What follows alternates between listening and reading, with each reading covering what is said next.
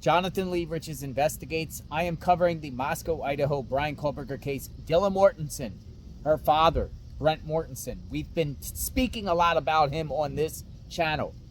Well, he was sued, like we discussed on this channel, multiple times at the end of last year, earlier this year. And there is a judgment against Dylan Mortensen's father for $7,437.35. It's a lot of money, people.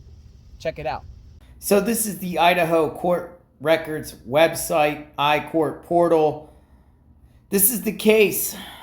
First National Bank of Omaha versus Brent Mortensen, Dylan Mortensen's father. It was filed on 12/30/2022. Debt collections of $10,000 or less. First National Bank of Omaha suing Dylan Mortensen's father, and there is a judgment against Dylan Mortensen's father for $7,437.35 as of June 12th, 2023. So, as you scroll down, you can see yourself there is a judgment and the case is closed. So, what's going on with Dylan Mortensen's dad? $7,437. That's a lot of money. He was sued. Doesn't look like he really put up a defense. And the judgment was filed against him. I wonder what this was about. But you see it. Problems in the Dylan Mortensen household. So that is a default judgment. Some of you might be asking, why does that matter? Well, we still don't understand Dylan Mortensen's behavior during those early morning hours, November 13th, 2022. She's seen allegedly Bryan Kohberger, or a masked man with bushy eyebrows. I know it's Kohberger, and most of you know it's Kohberger too.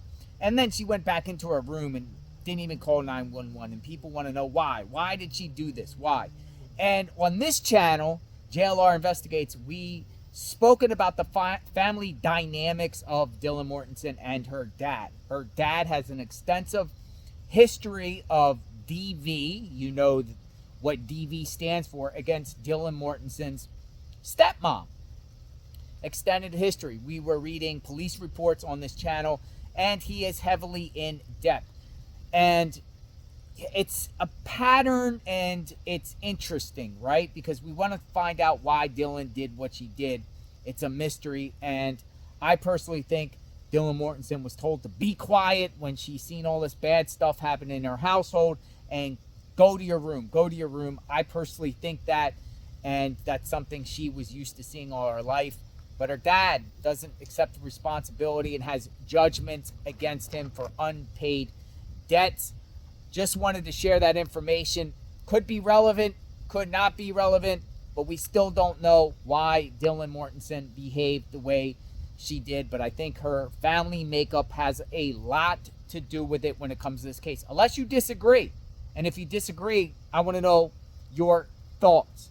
I've been covering this case extensively. Dylan Mortensen and Bethany Funk are both a mystery to me. I'm told that they were both texting one another during the murders when it happened. I'm told there's discrepancies between both their statements.